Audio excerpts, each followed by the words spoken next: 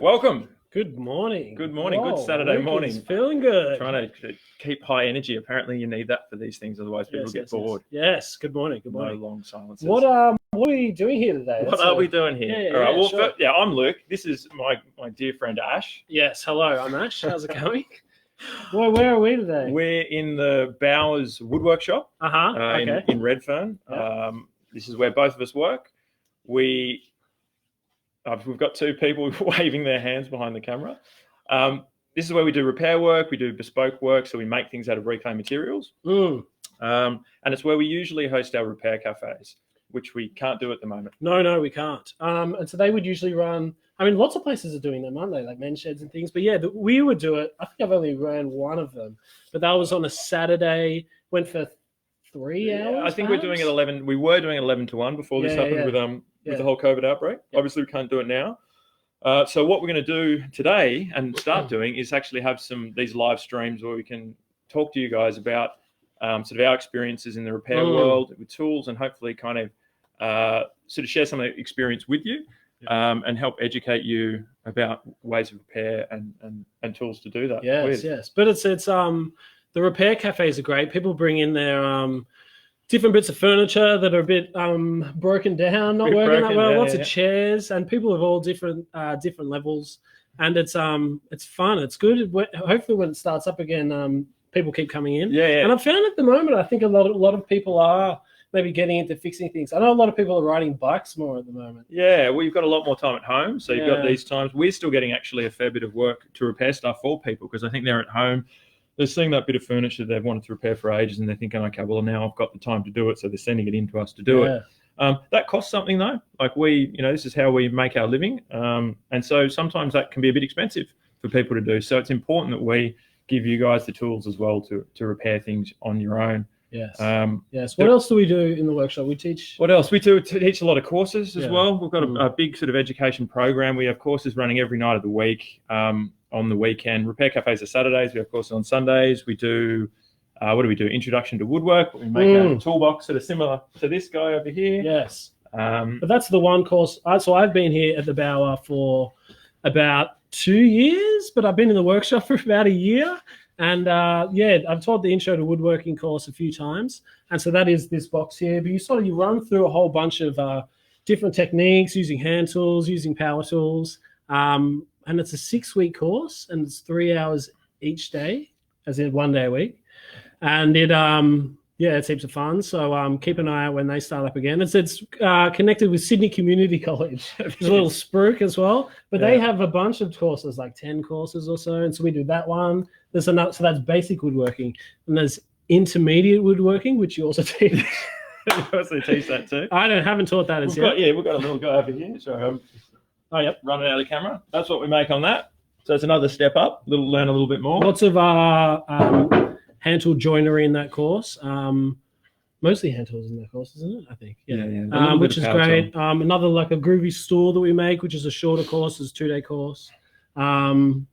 There's a course which helps people do some home DIY, and you build a little wall, do some tiling. You don't build the wall, but we have built the walls already, but you can... It's a good wall. It's a good wall. You can just learn like hanging a picture, hanging a shelf, reglazing the windows, some basic things that you'd need to do around the house. And so at the moment, we can't do that sort of stuff. We've stopped all those things because of COVID. So this is us kind of trying to come into your homes and share a bit of that knowledge with you. So today... we're going to be talking about the basic tools that you'll need or could need to do these repairs.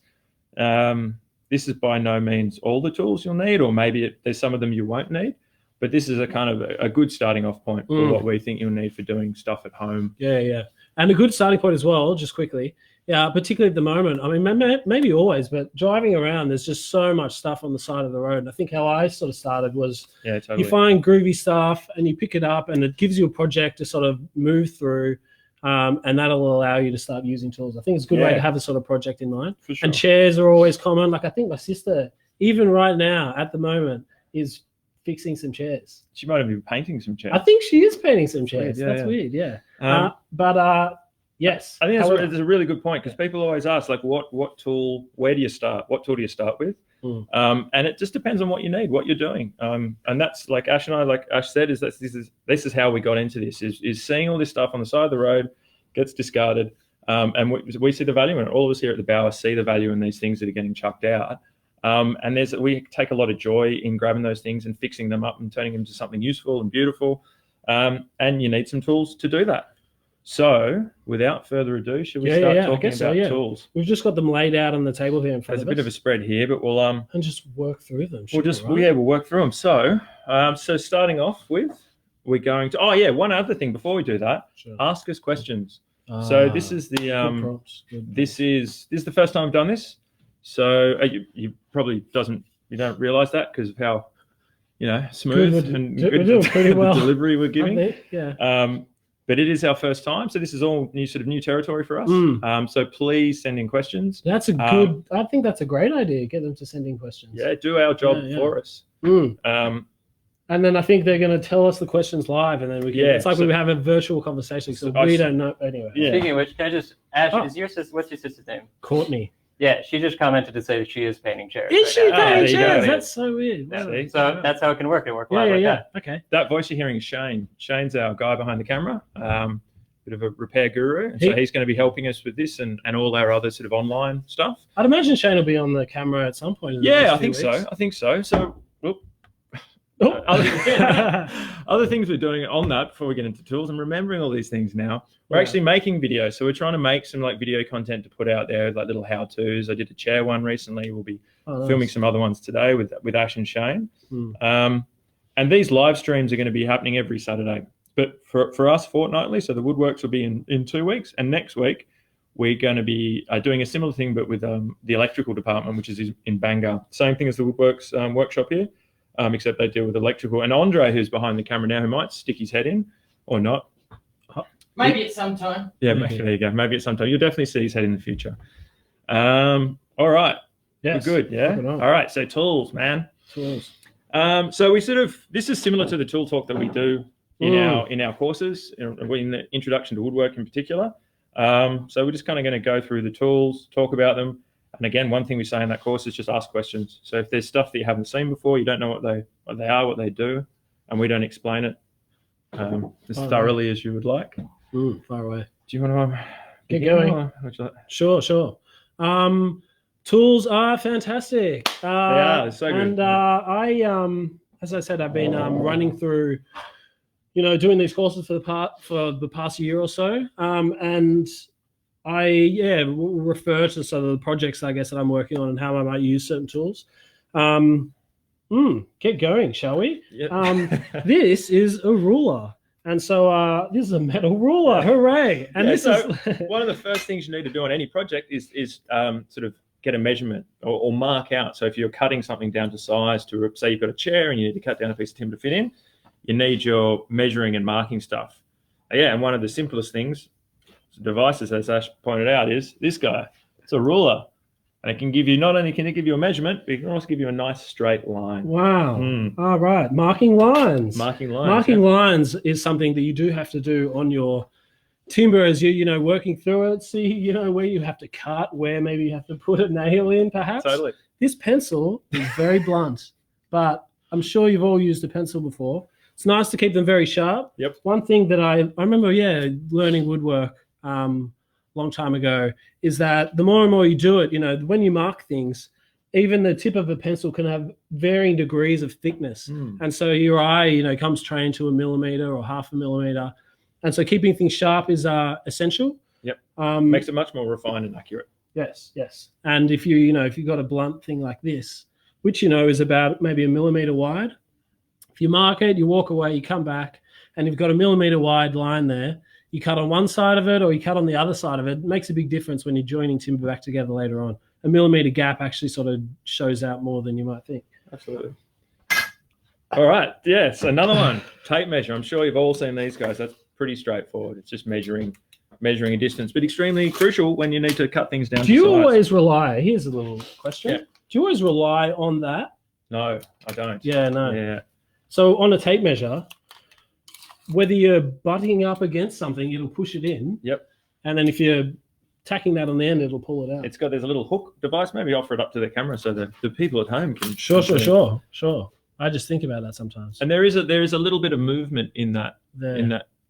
Yeah, that top bit. Thanks, Shane. A lot of beautiful finger. Yeah, what's wrong with your finger? But yeah, what Ash is alluding to there is that sometimes that can get a bit loose and it can lose its accuracy. So if you're measuring something and you want to be absolutely precise, you might come up to the 100 millimeters here and then measure from there and get a much more accurate reading. You just have to remember though, when you measure from the 100 to subtract 100. Does that make sense, people at home? Kind of. Sure. We're elaborating on that a lot, aren't we? Yeah, going straight down. So there you go. Here's another ruler. However, it is attached to a square or a combination square. Now we're talking squares. Sure. So we both got a square. So what's your one? This is just a more old school sort of timber handled square. And what that does is give us 90 degrees or a square off a line. And when you're dealing with furniture, when you're making things, straight lines and 90 degree is really important. So they're very key measurements to have. Yeah, another thing that is interesting, I guess, this workshop, I mean, if we could pan around, it'd be interesting, but everything in here has been handed into the Bauer shop, right? Yeah. And so it's all secondhand tools, along with all the material, like the timber that we're working with, the secondhand as well. Just that when we encourage people to get more tools, it seems when you're focusing on sort of reducing waste, although you're encouraging people to be a bit more handy is good, sending 1,000 people to go to Bunnings and buying new stuff. Yeah, exactly. Well. Yeah, so we kind of like to, not only save things from landfill, repair things, but do it with secondhand tools and fix those tools up. Yeah. And a lot can be learned through fixing the tools up about how those tools work. And better your understanding. And there's like sharing schemes around Sydney as well, sharing tools around stuff as well. In fact, we've got a tool library that's opening up soon. Open? Really? Yeah, so it's open now. So if you need to borrow tools, which is a good way to get started, you can come in, go to the Bauer website, and have a look for the tool library. Yeah, and tool libraries are a thing. That's what they're called. How to share tools around. Yeah. Cool. Yeah, there's more around as well. All right, this is a combination square. Is that what you call combination square? Yeah. It's a combination, I guess, in that it's similar to the fixed square there, but you have a ruler and you can just adjust the length that it projects from the face of the square here, I guess. What's handy about these is that you could align the face of this up with 150 mil or wherever, and it allows you to measure it out from the face of the square, and you tighten it up with this little guy. It also has a little 45 here to mark angles as well. So that's another pretty common angle, is a 45-degree angle. So I've got this little guy, which is just for the 45, and so that's not going to be the most. You don't use that all the time, but that's a kind of handy thing to have. The good thing about this guy, as Ash said, is it's got it all in there. You've got your square and your 45. A couple of other little interesting things about that one is things that I don't have it on this one. Can you see, Shane, if there's a combination square with a pin in it? Like that blue one on the left has one? Yep. So I've been using these for years and didn't realize, like, one, they've got a little level in here, which, for finding level is obviously useful. But something I didn't know for ages is they usually have this little pin in here.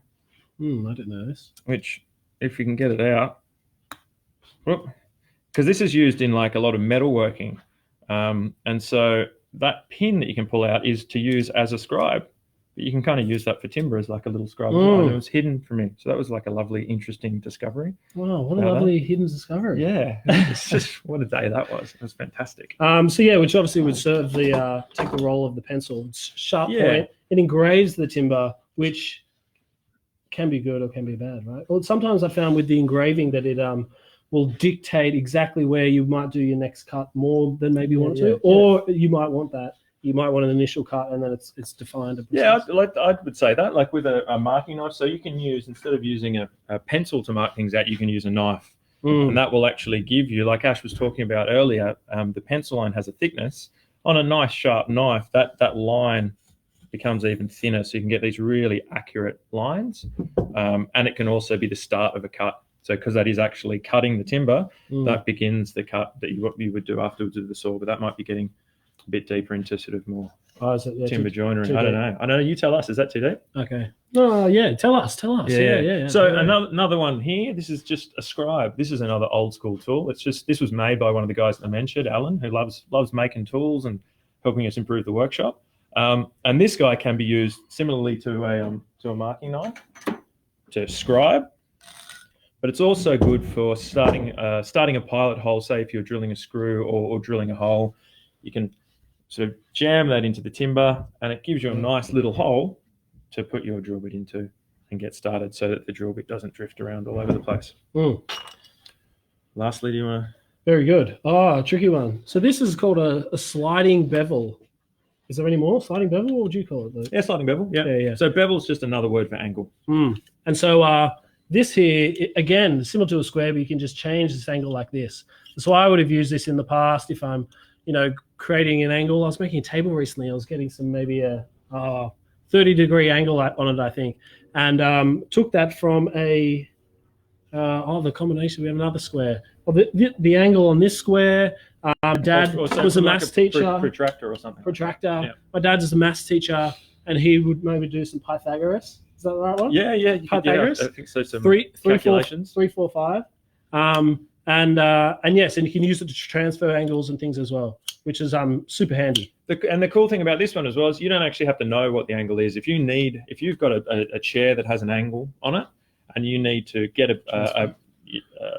do a replacement piece that has an unusual angle on it, just use that to copy that angle. And you don't have to know what the angle is, doesn't matter. Just tighten it up and transfer that onto the piece that you need. All right, so that's kind of measuring and marking, I think. Oh, I've actually got one more for you. Yeah. This guy. And this is like maybe a little bit advanced. You won't know it needed as much, perhaps, but I find this extremely useful. This is called Vernier Calipers. We haven't done that either. Vernier Calipers, and they give you a really accurate reading on something's thickness, so the thickness of my finger, or the space between two things, so the space between my fingers in this case, or the depth of something. This guy down the bottom here can give me a depth gauge.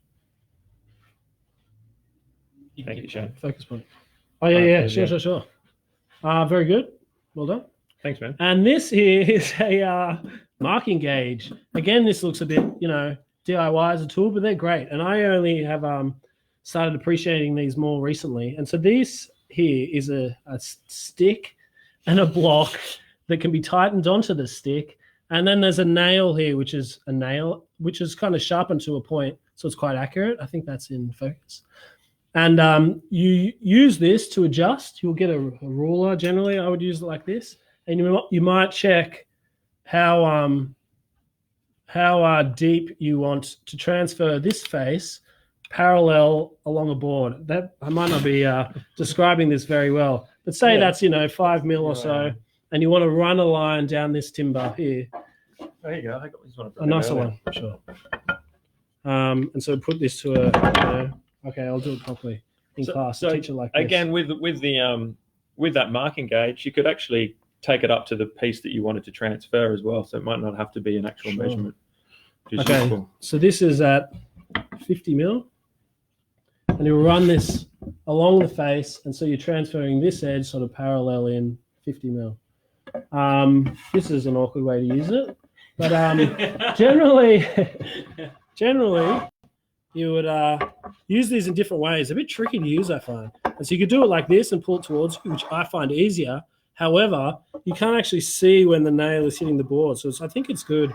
Maybe Shane, who's the whiz, said that it's nice to push away. Is that right, Shane? I prefer to pull. You prever to pull, but you can't see the nail point. Right? Yeah, I do it super awkwardly. Yeah, right. It is like there is this, there's a lot of woodwork theory and practice, which is like a bit of an old school woodworking Bible. They say push in that, but they do. But there's so many different ways to use tools. Like there's no right way to use tools, and sometimes that can be quite intimidating. I do it super weirdly. Okay, sure. I think I do it like I'm always holding my piece like under my armpit and really gripping it right there to pull like towards me. Yeah. But I always make sure I've got 2 points of contact there. And roll on. You just want the nail to touch like the slightest bit. Yeah. If you dig it in too much, it grabs it and it just goes way offline. And then it's actually even worse. But if you use it properly, they're great. They're really fantastic. Good. Fantastic. Yeah. They set a very precise measurement, and then they stay that way. Yeah. And on that point of it, all this kind of being a little bit awkward when you're using it is if you can put it in a clamp or if you can somehow hold it. So even with like this is a simple shop jig called a bench hook, and we use it for. Just grab that again. We use it for sawing timbers. on the bench, but it's just a good way of holding something. So we can hold that there like that, and then with that supported, and you've got it kind of, everything's a little bit more stable. Nice. And you can even clamp it down, I guess. You If can you're being totally particular. clamp it Yeah. All right, I think that's measuring and marking. So where do we go from here? Along the table, I guess. Yeah, What do let's you go think? right to left. Marking. Hitty things, maybe? Hitty Whacking things. Yeah, sure. Okay.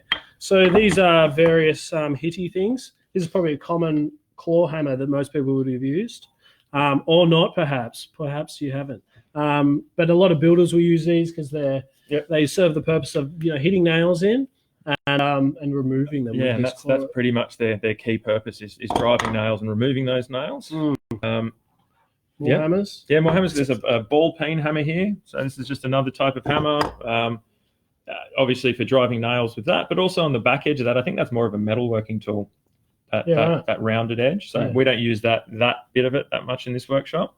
Another tool which is quite nice is this guy, which you might see, or you'll find these guys in secondhand stores. Come to the bower, you'll see that a lot of these. There's this hammer. I don't actually know what that's called, but that back edge there is for basically getting smaller nails started. Yeah. That's the reason for that one. And I've actually stuck a bit of leather on the end of this one. Why did I do that? Oh, because I was hitting in some tacks on some upholstery and I was damaging them. So I just got some glue, a little bit of scrap leather and stuck it on and kind of created a new tool for what I needed. And you guys can do that too. It's really easy. Don't be afraid to just do anything to these tools. Sure. There's another They're groovy... also called Warrington hammers. Warrington hammers. There you go. Warrington. Has a cross peen on the back. Crossbeam. There's another groovy one, speaking of upholstery, where it has a little magnetic element in the end, and you can pick up your tacks. If you're doing lots of upholstery, you can pick up your tacks without actually holding it with the other hand, which is super handy. Yeah, totally. I've got one somewhere, but not here. Yeah. So they're metal-headed hammers, or hitty things. Metal-headed and there's other ones as well. Though, So this is a timber mallet. So it's got a timber head. Yep. So I guess the difference between these, the metal-headed ones and the timber ones, is that if you're hitting a chisel, say, which is jumping the gun, that would be they could be ended with timber or they could have metal ends as well. And I guess you just use them for corresponding material, right? Yeah. If you're hitting metal with this, that metal would damage this. If you're hitting timber with this, it's going to damage the timber. Yeah. It's also nice with these timber mallets. It's kind of you've got a bit more of a surface to hit that chisel. If you miss and hit your hand, it doesn't hurt as much. It hurts a lot more with that. And they're kind of, I just like them. They're nice to use. We've made a few, we make them here in the shop as well. They're a very lovely tool to work with. Why the rubber? The rubber one. Well, again, it's about having a softer material. So if we were, my background's landscaping, so I used a lot of these for hitting pavers down. If I used one of these, I'd just crack pavers.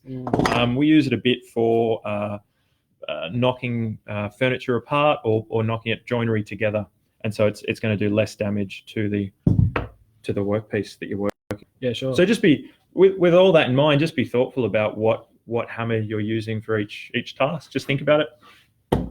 Yeah. Very good. All right. Okay. So next, we will leave cutty stuff till the end. That's pretty exciting. I guess these are hitting things. They're kind of also driving things. That we use them to drive nails and stuff. So maybe if we go over other driving tools such as screwdrivers. So basically, the two simple screwdrivers I'm sure most of you have seen. We've got a Phillips head, which has got that little star shape, which when it came out was a bit of a, like a groovy a big leap in technology. And then the flathead screwdriver. And these are a little bit easy to use in the flathead, I find.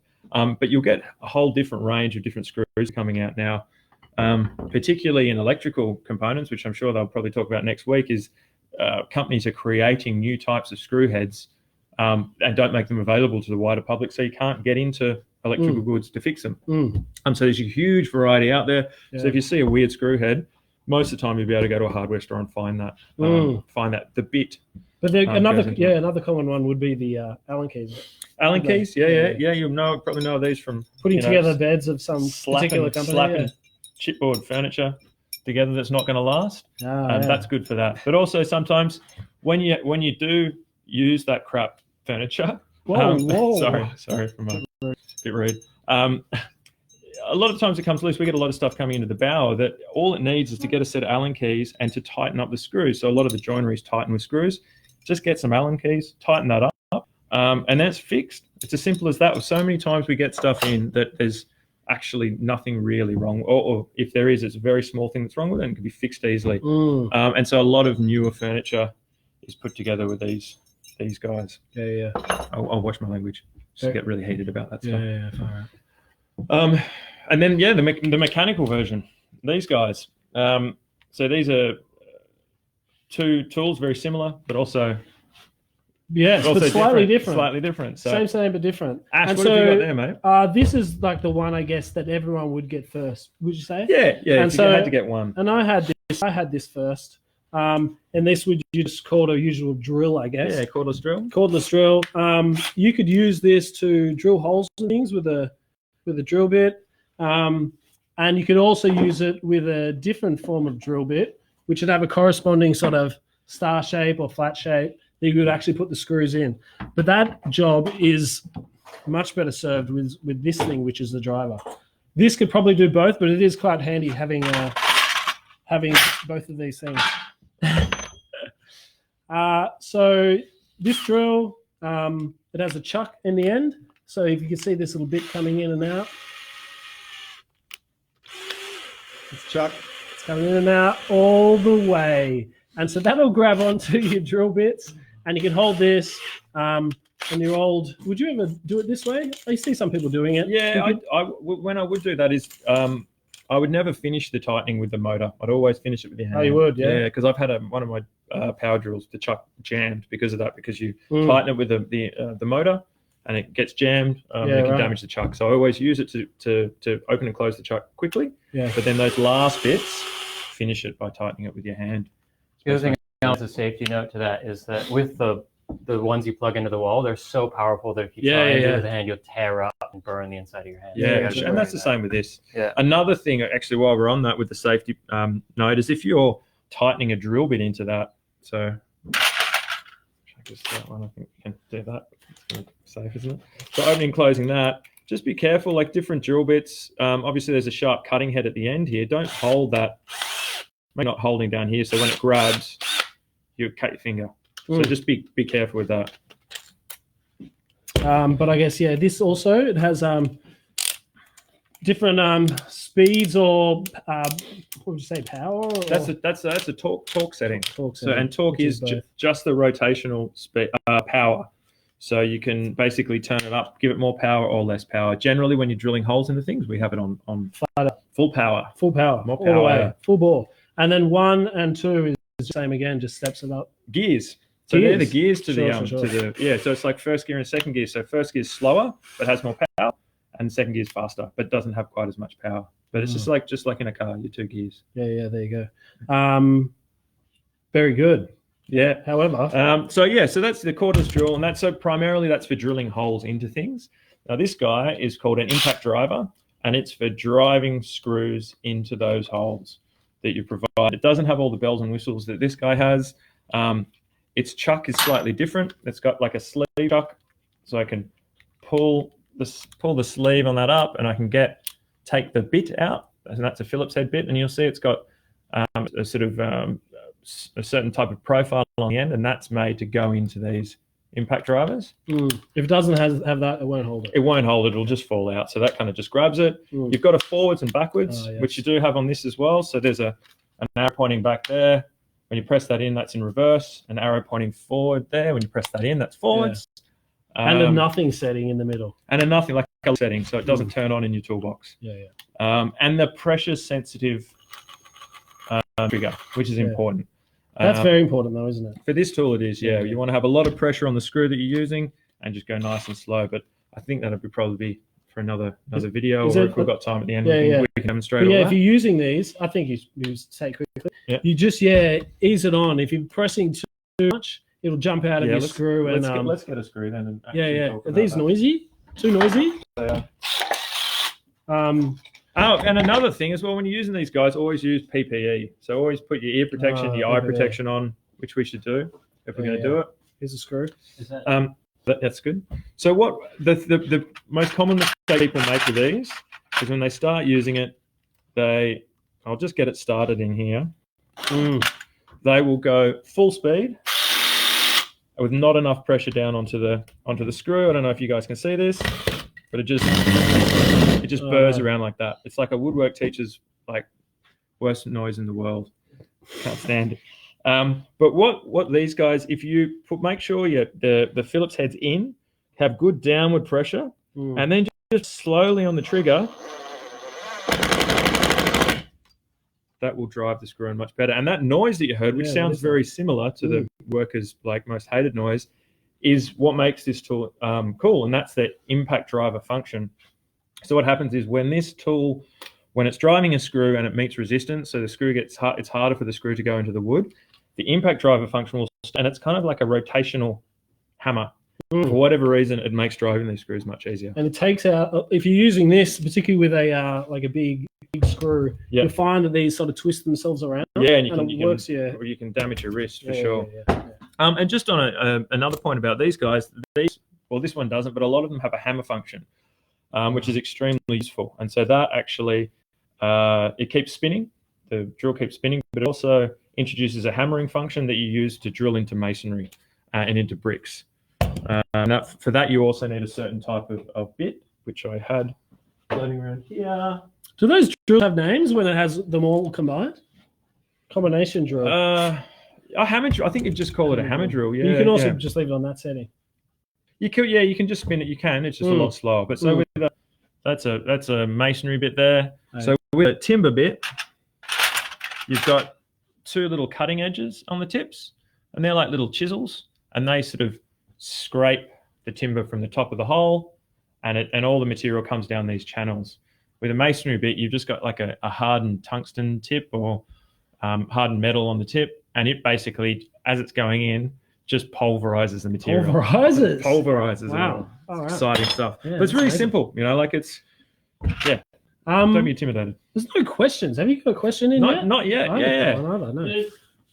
Oh, hello. There was one person who commented just a minute ago, wondering if you could do more demonstration, which you did a little bit. Okay. Like actually show how some. Sure. Yeah. Well, squares? Should we go back or no? Well, I'll keep going through it, but we'll definitely take that on board and do more demonstrations as we go along with stuff. Maybe at the end, if there's specific demonstrations to specific tools that you'd like, we can do that for you as well. Yeah. All right. So moving right to left, we've got this guy. Or left to right. Your left to right. Yeah, left to right for you guys. That's right. Paint scraper. So for scraping paint. It's also good with, we use this in here a bit, is if we use, this guy's a pry bar. So similar to the end of your claw hammer, we use this to get nails out of timber. We do a lot of that in this shop. I don't know if you can see behind us, all the timber we use in here is secondhand, and it's beautiful, but it does have nails and stuff in it, so there's perhaps a little bit. We could probably pry a nail out, couldn't we? We could pry a nail, perhaps. Yeah, we could pry a nail out with a few different things. We could, if we had some nails to pry, though. I don't have any nails. Shane's looking for some nails to pry. Yeah. But basically, what happens is we get these little teeth here go underneath the head of the nail, which Shane's going to get for us, and registers underneath that head and can pull it out. If we're doing that on a nice piece of furniture, though, and we don't want to damage the timber with this metal, we can kind of spread some of that force of this pushing down with that paint scraper and off. This is Shane demonstrating how to use a hammer. Oh, yep. There you go. All right, so this is kind of a good demonstration actually, because we want to get this nail out, but it's quite high. So if you're using a claw hammer, it's almost I could probably get that with a claw hammer. So I'm getting those two teeth and registering it underneath the head. It might be difficult with this one just because it's a bit high. Ways of dealing with that could be sticking a timber underneath the claw in order to get it up a little bit higher. You can get another bit and keep going up and up and up. But another tool that you could use is easily Shane's favorite tool in the world, pincers. And they're designed for pulling nails. And the way they work is you can grab the shank or the shaft of the nail. Everyone laughs when I say that, though. Saucy. And then using a sort of like a rolling motion, or we can kind of ratchet it out. And then regardless of how long that nail is, you can keep ratcheting and ratcheting and ratcheting. So that's a very cool tool. Yeah. Very good. Same again. You could put that piece of metal there if you're leaning on the timber, right? Yeah, exactly. This is how you use a hammer again. Same again, right? There's more different ways you can get in. I have a quick question. Yes, sure. From someone. They say, we've tried to hang a painting on a 1920s brick wall with an electric drill. It just burns out and sometimes breaks the head. What are we doing wrong? So it sounds like you might not have it on the hammer function. What can happen with those bits is, depending on how hard the material is you're drilling through, if these bits get too hot, it can weaken the metal, and it ruins these bits. And that can be said for all of these drill bits. Drilling for extended periods of time, and there's too much heat generated in this, it can damage it. I wonder if it's not powerful enough, or you don't have the hammer function on. That hammer function, it's the function that goes back and forwards, that is key to drilling into masonry. And they've definitely got the masonry bit. Hopefully. Yeah, you want to make sure you've got a masonry bit. Yeah, if you've got a tin bit, you're not going to have any luck. All it's going to do is blunt that bit and burn out. So make sure you've got a masonry bit like that. Like a hammerhead sort of. Like a hammerhead, yeah. And then make sure as well that your drill has hammer function. Maybe that's blurry. And not all drills do. Like some older drills don't. Some newer drills don't. Like that cordless drill doesn't have that function. You don't need the hammer, do you? If you're going to get a drill, I would say get a hammer. Oh yeah, but that would probably still work maybe with this. Yeah, I think if they're having problems with that could be one of the causes, because it's spinning around and it's not actually making the hole quick enough while it's still generating heat. So it's just getting too hot. Whereas if it has the hammer function, you get in and out quicker. Sure. But good question. Very good. First question. That's great. Yes. Okay. Same again. I sometimes that even if you have Shane's favorite tool, you try to lever this out, particularly if you're an old timber, like really old timber with these old nails, and it's like fused in, or sort of rusted. And you'll do this, and it's just sliding up, and it's sort of budging anywhere. And this is a vice grip. This may be jumping gun, but it's sort of a type of plier, I guess. You can adjust how these teeth are gripping together. If I adjust this little guy, you can see when it's closed. That's what's going to be gripping on. So if I'm gripping this nail, which looks, like a couple of millimeters wide, you want to go a bit beyond that. And so this clasp is really gripping onto the nail. And so when you bite onto it, see, that's too loose. That's right. Just adjust it. Yeah, adjust. See, that's too tight. And adjust back. Yeah, just find the Goldilocks zone. And then that's really locks on. And instead of that was easy. Instead of pliers or multi-grips. Yeah, which is sort of relying on the strength of your hand. Sometimes you can use these, which really grips on. That is the beautiful thing about that thing is, so we've got other grippy things here. So like we've got the pliers, just sort of like regular, I don't know, what would you call these, Shane? Just regular sort of squarey type shaped pliers? Yeah, but my understanding of these from reading about these, they call them pliers, is that they're not actually, generally they don't get used for what they were designed to do. So they've got a lot of functions. They've got sort of like a little grippy head here, which does a really average job at grabbing a nut to get it off a nut and bolt. You've got some wire cutters in here. You've also got wire cutters in there, which don't get your fingers caught in there. It chops your fingers. Oh, it hurts. I've done it a few times. But they're actually designed, I think, for bending roofing material and bending metal. But we use them just to grab onto things. If you want to grab onto something really well, though, something like these multi-grips is actually better.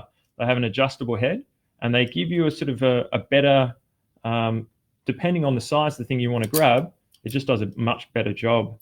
And then the next step up from that is what Ash was talking about, are these multi-grips. And like you said, is the cool thing about these is that you don't have to be strong. You can just clamp it on the thing you need. I use this for if I'm driving a screw into something and I ruin the head and I make those horrible noises that woodpeckers hate. Twist it out. Yeah, and you can twist it out, and you don't, because it's really hard. The hard thing about these is having the strength to hold on to that screw and then get it out. Whereas with these guys, as I said, just clamp it on and then spin it around, and it's the strength. It's the thing that's strong. So that's a really very handy tool. And we've also got here these needle nose pliers, which is just a different shaped head, I guess, for gripping things that are a bit finer. Yeah, getting places. Hard to reach areas. Again, a wire cutter in there as well. Fantastic. So that's your grippy things, I think. Yes. Mm. Any questions about that? Maybe before we move on to everything that we've covered. Sure. I've still got to do. Before we get into saws. All right. Yeah. So we've covered our measuring, our driving tools. So that's hammers and screwdrivers. Our kind of grabbing tools, so pliers, multi-grips, pincers, that sort of thing. Hitty things. Yeah, we did driving hammer things. It's doing a good job. Oh, thanks, man. Right. You too. Oh, So, really? yeah. Oh, okay. You wouldn't think this is our first go. Yeah. So now we're going to get on cutty things, which is fun. You like, right? I mean, who doesn't? Sure. Who doesn't like to cut things? Yeah. Okay. With sharp things, like a tomato with a sharp knife. It's nice. Yeah. So that's where, I mean, we talked briefly about our marking knives we use for marking out. You could use these little Stanley knife, which Stanley blade, box cutter. Used before.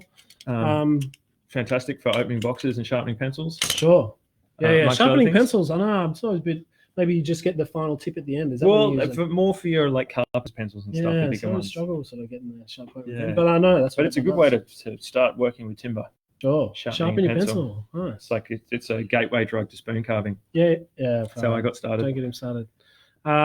Chisels, sure. Yeah. Chisels. So very, very simple cutting edge. Like in its simplest form, it's like just like a flat edge, and then a bevel on the top. Where those 2 points meet, you get a nice sharp edge. Sharp edge for sure. And these, you'll find lots of these around. They can be worn out, and they're probably all rusty and sort of look a bit black like that bit here.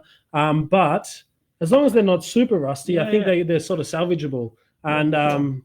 And they're really nice to use. And you can sharpen these at home pretty well. The other sort of ways of sharpening these here, which are using sort of blocks to get this steel where this sort of flat edge and the beveled edge meet. So a really, really sharp point, and that can get sharper and sharper and sharper. And I think you can really sort of get stuck into that. You can. That's a big rabbit hole. But it's important to have really sharp tools. It makes it for woodworking. It makes woodworking so much more enjoyable. We use chisels for chopping joinery, for paring materials. So we might use it with a hammer to what we call chop. Yep. And then we might use it to pare material off as well, which is to sort of like slowly scrape material off when we're sort of working with our finer joinery. It's really interesting when if you have a blunt chisel and you might go and sharpen it, how differently they perform. Super nice. Like when you're doing the paring there, the sharp chisel, it just sort of comes off really completely different experience. Yeah, and nice. Without getting into it too much, when we cover this in our courses, there's a lot of videos out there. Maybe we'll do a video on it in the future. But it's having a sharp tool is extremely important. And on that note as well, because these guys get so sharp, we get them to a point where we can shave with them. This one needs to get sharpened, but that's why I've got an arm that looks like a sick cat's, because I'm always testing the chisels on it. But be careful of how you use these guys. So if you're chopping with them, obviously one hand's here, your hands are out of the way of the cutting edge. But if you're paring with them, make sure both your hands are behind that cutting edge. Don't have one hand here holding the material and then trying to cut like that, because you can slip. They cut timber, so they'll cut flesh really, really easily. And that's not the cutting that we like. Yep. So just be aware of that. That chisel, pretty simple. I'll put this guy back over here. But you will sharpen these. I don't know if you will sharpen these by rubbing this edge on a stone, it's like a piece of stone which has very, very grits, like a piece of sandpaper would, and it's just like putting lots and lots of little scratches on this steel, and you transfer to sort of finer on the blocks until these faces get very, very sharp. Yeah, that's the stone we use. We use a water stone, a couple of water stones. But there's oil stones, lots of secondhand oil stones at the Bower, but you can buy an oil stone, and you can use it for sharpening up your kitchen knives, that sort of things. With the water stones, we lubricate them with water. Oil stones, oil, but you can also lubricate the oil stones with just some water and detergent, particularly if you're doing it in the kitchen for your kitchen knives and stuff. And that sandpaper trick on a tile, what's the ideal? Like a piece of float glass, a piece of glass. Yeah. And you can get like the wet and dry sandpapers, which are those black sandpapers you see, and work up in grits, and you spray the back with a adhesive spray. Adhesive, or even sometimes water just works. Get it to stick down. And then you, if you don't have a little doodah to help it sit at 30 degrees or 25 degrees, honing guide, which is one of these guys. Yeah. And then you can do it by hand, which is sort of DIY home version, which I've done before. Yeah, which is totally doable. It is totally doable. But these guys, this is called a honing guide. We use it to sharpen our chisels and our plane blades as well. So there are 2 cradles. There's a wheel at the bottom, and then 2 cradles for either your chisel or your plane blade to sit in. And I'll get a screwdriver to tighten that up. And all this does is set a very a precise angle. This has got a bit of a bit of gunk stuck in it, so it's a bit hard to tighten. But you set this to a specific angle, and then once you've got that angle, then we can place it on the stone, move back and forward, and it's going to maintain a very precise angle. So that's something I'd recommend if you're getting into sort of woodwork, is using one of them. I think they're about $15, $17. Yeah, so I guess the saws and the planes are pretty important as well, aren't they? Super important. Usually, this guy, when would you use this? Getting groovy shots? Well, maybe planes, because that's like a little step up from a plane. Sure. That is very... So the next is planes, I guess. And that's a tool that we use for flattening timber, for removing material from timber, for putting a finish on timber. And it's basically, it holds, there's a plane blade in there, which is much like a chisel. And the body of the plane holds that plane blade at an angle. And then we can remove material. So do you want to actually demonstrate on that, on the vise there? Can you see on the vise over the edge? Use this longer. Okay, let's do that. And so, I'm not sure if this one's set up, but yeah, it's for removing materials and for flattening out. And like using a plane that's sharp anyway, is one of the many joys of timber. How do you set it up? How do I set it up? So the way I would set up a plane is, so at the back of this guy here, you've got we're going to have to pull it apart. We're going to talk planes. So you've got this, the lever cup, and this piece holds the blade on. And then you've got the blade, which is this bottom section, and a chip breaker on the top. And basically that chip breaker is just holding the blade nice and steady. It's a thin blade. It holds it nice and steady to stop any chatter as you're moving the timber. Now down here, you've got this little, oh God, this is hard to explain. Doing good. So we put you'll see down the bottom here, there's an adjustment knob. And as I move that knob in and out, you get this little bit here, that goes backwards and forwards. I don't know if you can see that. Kind of goes like that. Yeah, it goes up and down. And what that's doing is pushing the blade either further out or further back. And that will sort of mean how much material you actually remove or not. So the way I set up my plane, or the way I sort of learnt to do it, was stick it in, lock it up, and then I'll pull the blade all the way out so that it's not sticking out anymore. And then I'll test it. So there's no material getting removed at the moment. So I'll start going forwards. And I'll just move it a little bit at a time going forward, like a couple of turns, until I start taking timber off. Oh, so I'm just getting a little skerrick now, and I don't want to have a massive amount removed, because it becomes harder the more I take off. So now there's a good amount coming off. Do a little bit more, and you can kind of get some nice. That's quite an aggressive one, but that's sort of getting nice shavings, and that helps to flatten timber, remove timber. Yeah. And a variety of different things. Yeah. So you've got this flat base, right? And if this was bumpy, it's exactly right. So you've got this flat base here, and if we exaggerate the potential curves on a timber, that flat base rides over the top of those curves and just removes the tops of the hills. And each time you go down, it'll just get closer and closer to a flat surface. Yeah. So yeah, very cool tool. And then I guess you have shorter ones. If you're doing the longer pieces, you want the flat face to be. Yeah, like so you can get really long plates like this guy here, and that's actually called a jointing plane, and that's for joining timbers together. So for the nice long flat base, a much more flat surface, or for longer pieces. Whereas your smaller ones, like your block planes, or like this guy, which is called a smoothing plane, It's more for, just smoothing out a surface, because it's going to ride up and down the hills a little bit more than that long one. This guy's a cool one though, just to show you quickly, or I've got one over here. It's a spoke shave. And so this too is a plane, same sort of thing. It's got the little plane blade sticking out the back here. And if it was, it's called a spoke shave. So you can imagine that it was used for making the spokes on sort of old wagon wheels, and you can use it to, go round corners and shape timber. And that's actually a really fun tool to use. It's not, something that's in everyone's workshop, but it's a great tool, and it's a great one for kids as well to muck around with. It's a pretty organic, for making organic shapes. Not everything's flat, and for making nice sort of round surfaces. That's a cool tool. Next, saws. Saws, yeah. Okay. Coming back, and various forms of saws. Again, we've got hand tool forms, and we've got different power-driven saws as well. What we teach, particularly in the course, is generally you have saws which have two different types of teeth, which you use for different tasks. You have a cross-cutting saw, which is what this is, and you have a rip saw. And so in a piece of timber talk, you'll have a grain. And so the grain will be running up the tree. So this piece of timber comes from a tree, and the grain is running up. So it's like lots of strands of timber all connected together. You'll use a cross-cutting saw when you're cutting across the grain, and a rip saw when you're cutting with the grain.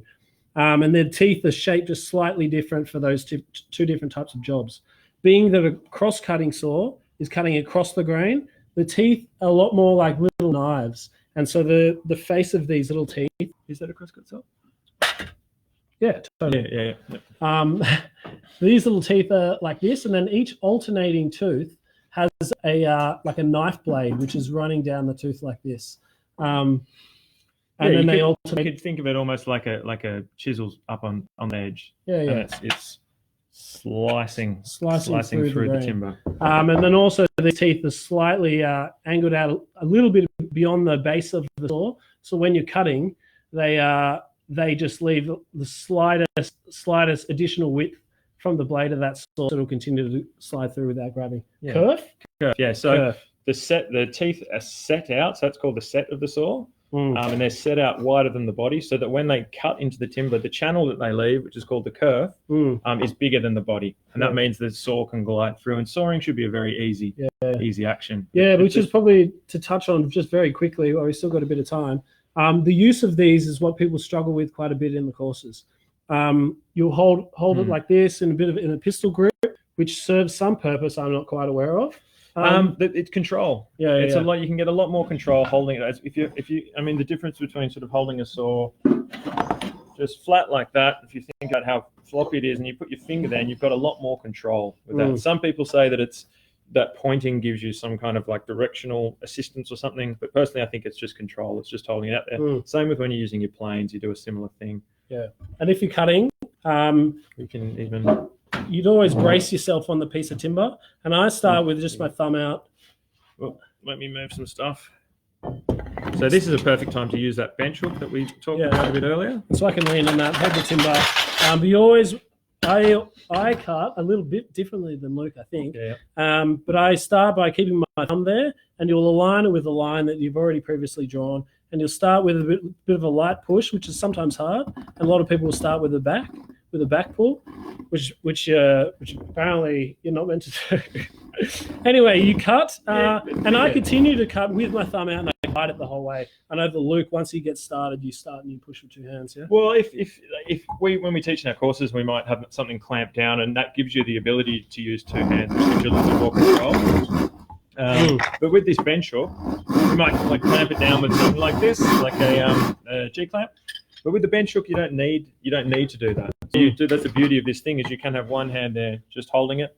But yes, we don't have a lot of time. The other form of teeth, I guess, is a good thing. Is the so one good thing about this as well, a good thing, but it should teach you though, is that all these saws, these what we call Western saws or European saws, cut on the push stroke. So it's all about that forward pushing. It's that forward push that does the cutting. And one thing I also like just quickly about sawing while we're here talking about it is that probably one of the biggest things you'll come up against is the saw jamming in the cut. And there's two reasons for that to happen. One, you might be pushing down too hard, so pushing down this way too hard, and it'll caught, or you're not in line with the curve, so you're twisting like that, and it's getting pinched in the curve. So if you do feel that, just lighten the saw, and then just keep your hand loose. Keep your head, just relax, and it should be a nice, smooth. And you're like process. a train. Like a choo-choo train. Choo-choo train, yeah. With the elbow going straight. I think we're getting the getting close to the end. Close to the end. We've got 5 minutes left. So circular saw, which again is a blade which rotates in a circular motion like this. It's not like fire round of tools. It is. Circular saw. It's not plugged in, but that's probably a good thing. But quickly when we get into these power tools as well, like this is when these power tools, there's a sort of added level of risk, I guess, in it. They're sharp cutting devices powered by electric motors. So you have to be careful. They're safe if used correctly, but make sure you've got your PPE and make sure you're being extremely thoughtful and mindful when you're using it. Yeah. And keeping hands out of the way. Yeah. We could do talks about all these power tools, and perhaps that's something that we do in the future as well, because I think we are running out of time. But yeah, please give us all your feedback about how we did today and what more you would like from these courses. Send in questions and what you would like us to cover in the future. We know there was a lot of because of the setup that we have here and it's live, and we couldn't get a lot of the details in this sort of thing. But if there's specific things, we can make videos about it. And we can totally. Like with this stuff, in our courses we go through this in much more detail and give you the students the opportunity to use these tools. And obviously, there's a lot of learning that comes from that. So we encourage you to get some old tools and have a muck around with them. I mean, that's how we all got started, is just, getting stuff off the side of the road, getting some tools and getting creative. And it doesn't have to be perfect. Like there's 100 different ways to do things. Like this is our experience with these tools.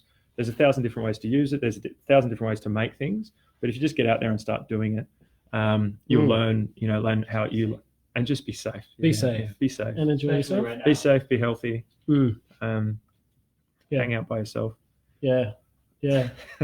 And get secondhand tools. I think it's kind of fun. Yeah. It's awesome. There's lots of great stuff out there. There's a richer history. You can get a lot of the newer tools aren't going to last as long. That you'll pick up the cheap tools in particular. Some of them are disposable. The teeth on newer saws aren't designed to be sharpened. So once they're blunt, they're blunt. Whereas on these old saws, that's all good metal all the way down, and you can sharpen these until it's like a fish knife. So that can last your lifetime. And this already has lasted a lifetime. Yeah, right. You pay people to sharpen them as well. Yeah, you can pay $7. No, I think it's a bit more than that. I think it's about $20. Oh, okay. Right. I could probably do it for you for like $10. Oh, really? No, actually, it's that's what we need to do. Where's our saw set? Saw set in the ad. Yeah. So.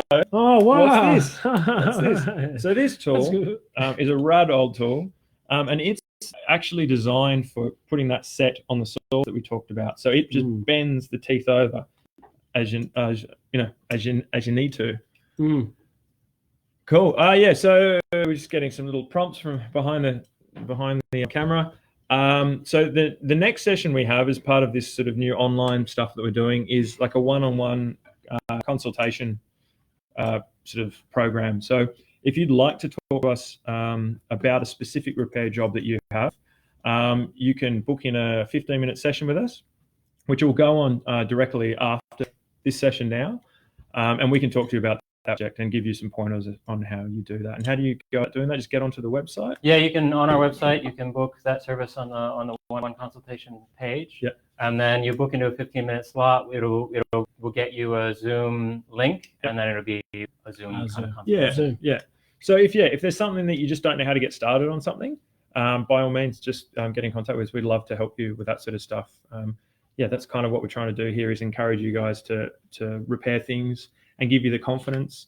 All of this stuff can be a little bit intimidating if you haven't done it before, but it's not too difficult. That being said, once you start learning all this stuff, you've got a lifetime of learning ahead of you as well, which is great, which is nice. Keeps it interesting. Yeah. And visit the Bow Shop in Marrickville. Yeah. It's still open. Wash your hands. Keep an eye out for upcoming videos. And next week we're doing electrical as well. So next week's electrical with Griffin and Andre, I think. Nice. So that should be interesting. And there's an infinite amount of electrical items that come into our store. Crazy, everyone checks so much stuff out. Super interesting. Super interesting. Okay. All right. I think that's it, guys. Hope it's been enjoying. You've been a fantastic audience.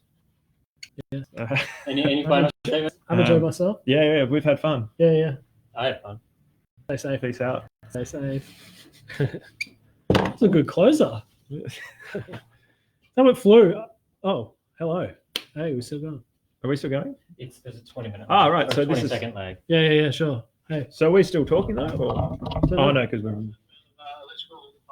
What's that voice? Oh no, it's not ended. Yeah, how bad is it? Oh no, technical error.